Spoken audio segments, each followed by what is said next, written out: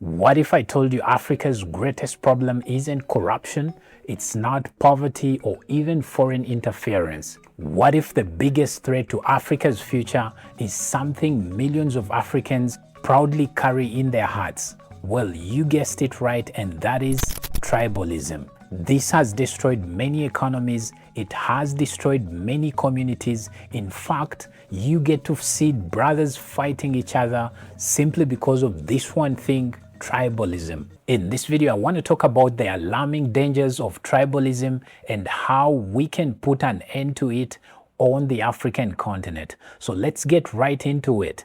Now, the big question is, what is tribalism really? Because many Africans tend to confuse tribalism with tribal identity. But let me try and explain it to you in the simplest way possible. See, when it comes to tribalism, it is that evil side of tribal identity where someone gets to actually use their tribe against another person. This could be through things like discrimination. You could even talk about hatred or even denying economic benefits to another person. So this is one of those bad things that you don't want to be in your country as an African. Now, you need to understand that tribalism or tribal tensions just didn't start yesterday.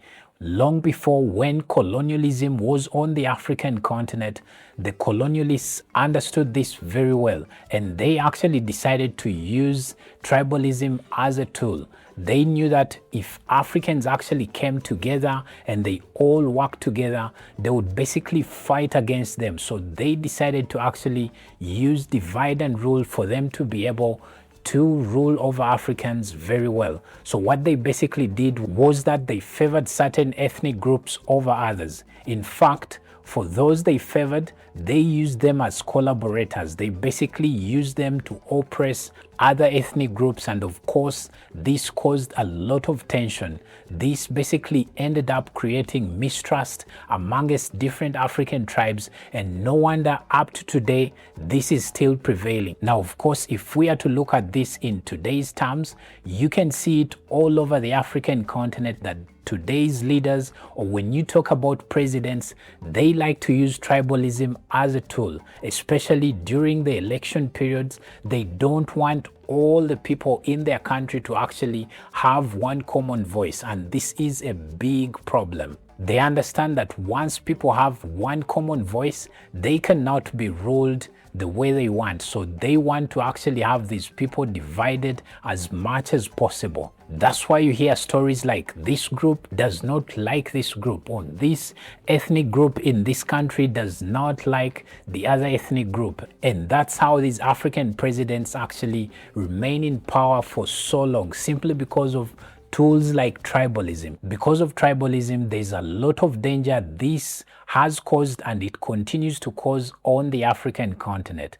The very first danger I look at is violence, because we've seen it time and time again. And maybe if we are to look back at the 1994 Rwandan genocide, it was majorly fueled by tribalism, where over 1 million Rwandans actually died in that particular war. But reason was tribalism, simply because one group of people fought against the other group of people because of tribal divisions. And then the second danger tribalism causes is bad leadership. We've seen it again and again on the African continent. You know, someone is a bad leader, but because they belong to the dominant ethnic group, they keep coming back again and again because they are part of the majority. So because of that, they keep coming back even when they are very bad leaders. So you don't want this to be happening in your country. The other major danger of tribalism is economic destruction, because in a country that has a lot of instability, let's say because of tribalism, you cannot get good investment in there because the instability basically just chases away the investors. And then, of course, the local business in the country collapses as well, because you might find a particular business not being supported by a particular ethnic group, and that right there is a major hindrance. Another danger that I see with tribalism, especially in Africa, is when it actually leads to nepotism and corruption. I'm sure in your country you've seen it again and again, whereby you walk to a particular public office and everyone in there is from a particular tribe. I'm sure you've seen that. If you've encountered that, please let us know in the comments and the country that you are from. Now here's where it even gets more interesting. When it comes to government contracts and tenders, they are given to maybe a family member or maybe someone who is related to the person in charge. So this keeps on going on, and of course when it gets to this stage, you just know that corruption, let's say in that particular African country, has been normalized, that even when those people actually are corrupt, no one can touch them simply because they are from a particular tribe or from a particular family. So this, I believe, is one of the reasons Africa is still lagging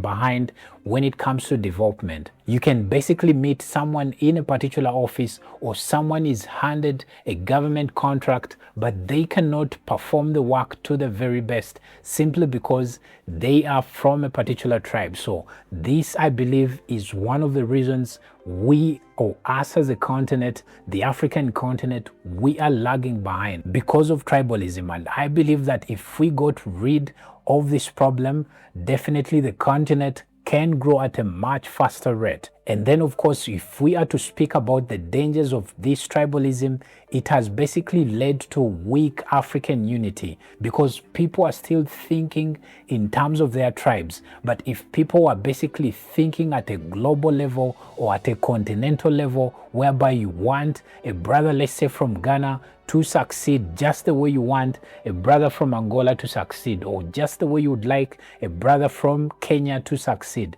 If it was like this and people are thinking in terms of growing or basically developing the entire continent, we would be very far by this point. Now you might be asking yourself, what can be done to actually end tribalism on the African continent?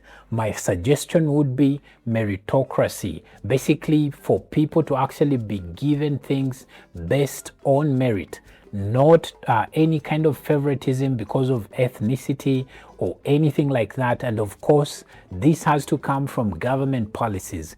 Basically, the government need to put up strict rules that if, let's say, someone is found in an office and they are related to another person, and that person has no qualifications to actually be in that particular office, that right there is corruption, that right there is tribalism, and that person should actually be chased away from that particular office. So I believe if such a measure is actually put in place, definitely some of these problems that we have based on tribalism, they would not be on the African continent. The other solution to this big problem would be to encourage culture exchange. Now, of course, this can be done, let's say, through students. You find, let's say, a student in a country, let's say, that has graduated maybe from high school. When they are to go to maybe to the university level, they, instead of them staying in the region where they come from, they go study in another region. So that way they get to experience